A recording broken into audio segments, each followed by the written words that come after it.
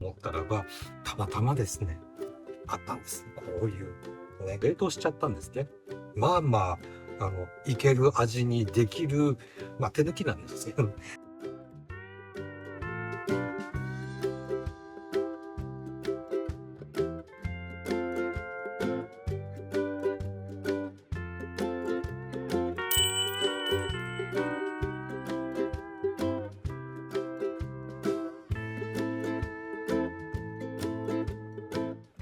こんにちは。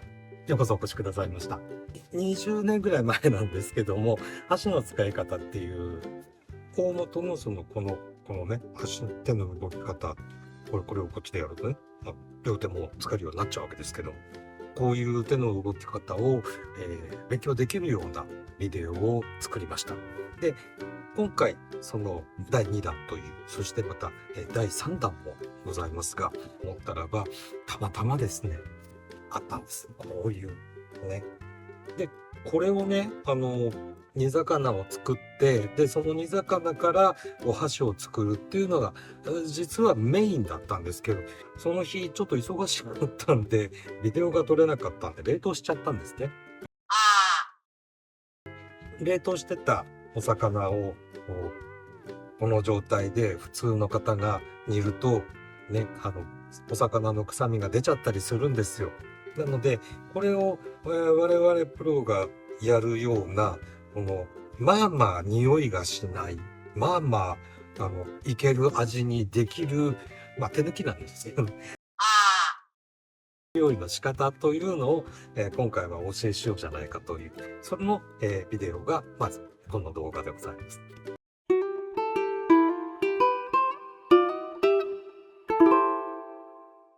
カチンカチン凍ってますから、解凍するんですね。で、解凍するんですが、まず、同じスーパーで、このビニール袋、このビニール袋に入れて、で、解凍をします。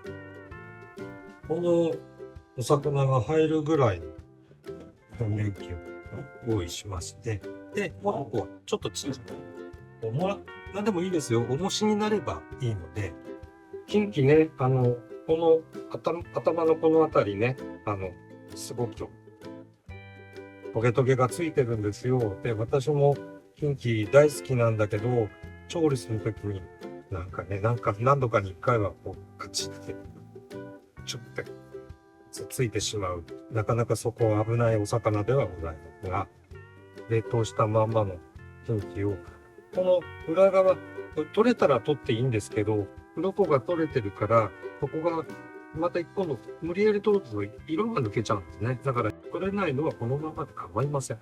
で、一旦袋に入れて、ここのビニールの出口が外に置くようにして、流水とかね、いろいろ言いますけど、今回は手抜きいきましょう。で、市場から来たばっかりのお魚になるべく近づけた形を作ります。この袋がこっち、なるべく中に入らない。中にダブンって入っちゃったら入っちゃったって、それはそれで構いません。で、このお魚を沈めておくために、全部にお湯入れてしまうと、ね、潰しちゃいますので、軽く少しだけお湯入れて、で、重し代わりに上げる。で、この状態で、だいたい10分から15分待つと、きちんと魚が解凍されてくれます。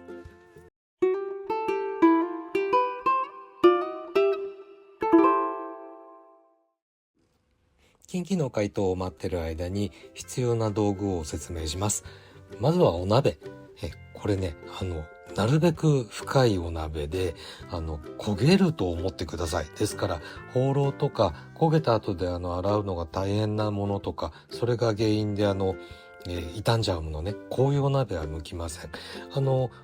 動画で出てるようなアルミの深いお鍋とか、こういうの一番いいんですよね。それから竹の皮。これ、魚を煮るときに魚の下に敷くものです。ないご家庭のが当然多いので、キッチンペーパーとかアルミホイルとかでも大丈夫です。それから、お玉と、それから布巾ですね。お玉で鍋汁をかけたりなんかするときに手がすごく熱いですからね、そういう時に布巾を使うと思ってください。煮魚ですからお野菜とかも一緒に煮ていただくと大変美味しく召し上がれます。ヒラメなど身の柔らかいお魚にはこの料理の仕方は向いてません。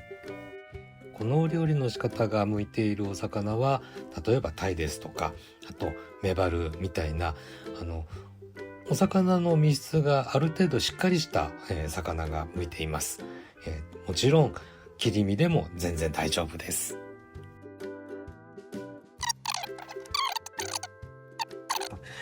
なんでビニール袋にてわざわざね、こういうね、ビニール袋にてお湯に入れたかっていうと、魚をね、解凍するときって、実は魚の中から旨味がこう解凍する間にじゃんじゃん出てっちゃうんですね。なので、この子の旨味を逃がさないためのこのビニール袋でした。では、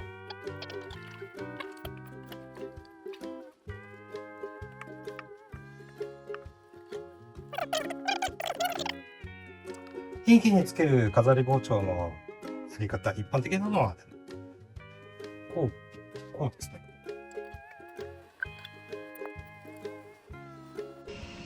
ね。では、調理に入りたいと思います。先ほどのキンキを湯通しをした竹の皮の上に乗せました。まずはお酒をたくさんガバーッと。で、大体ね、このキンキの胴体の半分ぐらい。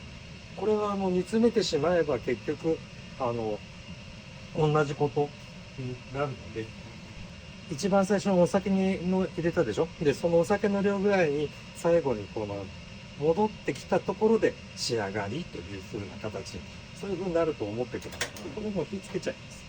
で、できる限りの強火をしたいんですけれども、これプロ用の道具なので、強火っていうとこのお鍋の外までガーって炎が出ちゃうんですよね。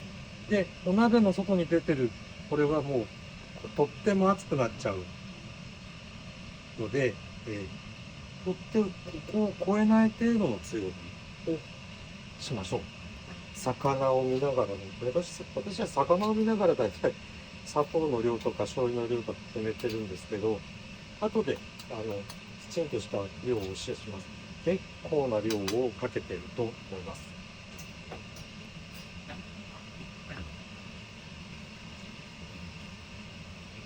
生姜皮取らないで入れます。別に皮取らないからって何か理由があるわけじゃなくて、皮を取らない方が歯出やすいですからね、これで。まあ、そのぐらいの感じでもって、大体っていう、いい加減ではなく、いい加減っていうのを目指したいですね。で、こう見てるうちに、どんどん字が少ないですから見えてきます。で、当たりをつけられる、味をつけられるのはここの時まで、ここのところで決めてしまうという形にしましょう。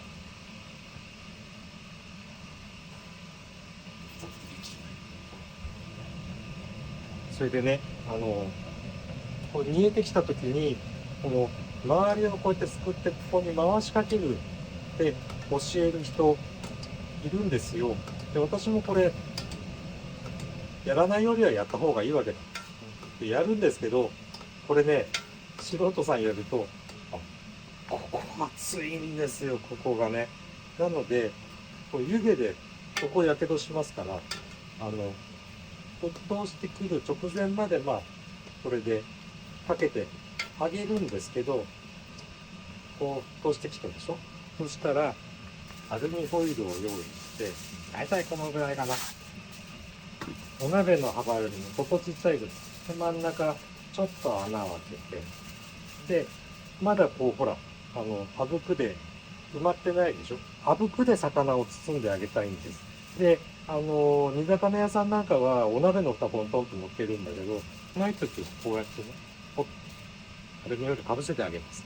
こうすると、ほら。ね、勝手にあぶくが上がってくるでしょ。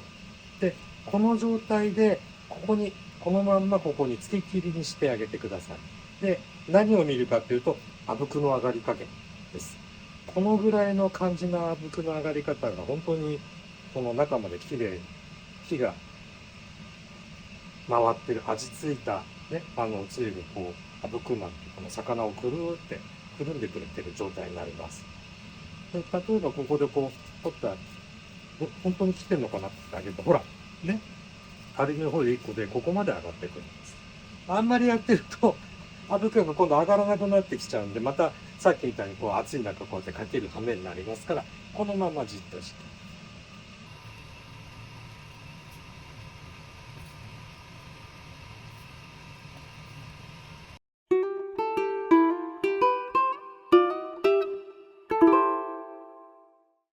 さてどうかなと思ったら、またさっきみたいにこう、取ってあげてください。なかなかね、タイミング難しいので、1回か2回しかこの見る機会ないですけども、こう、湯気の中に浮かんでるこのおつゆの量、これちょっと見てくださいね。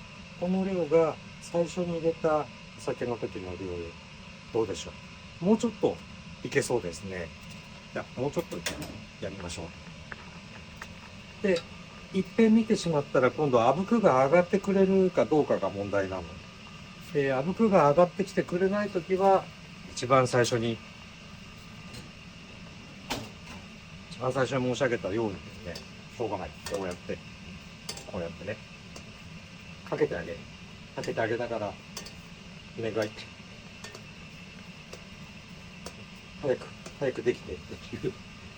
で、やっぱ暑いですから、こういうね、こういう手拭いとかタオルとかで下側になるところカバーしない。こうやって、こう。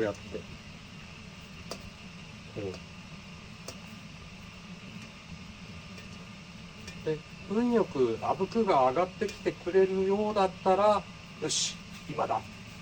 さっきと同じ景色が出ればね、また。お、やった。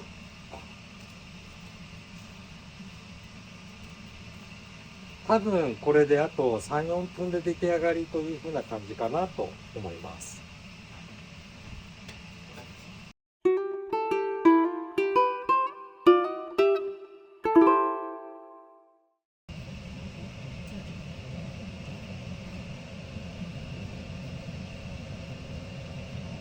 さあどうでしょうかね。い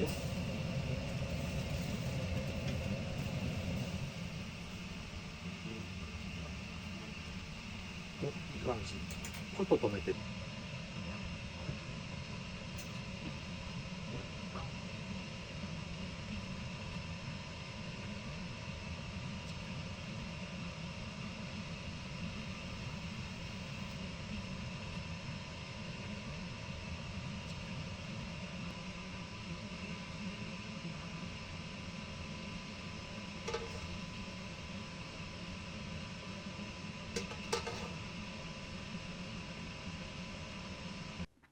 はい、出来上がりです。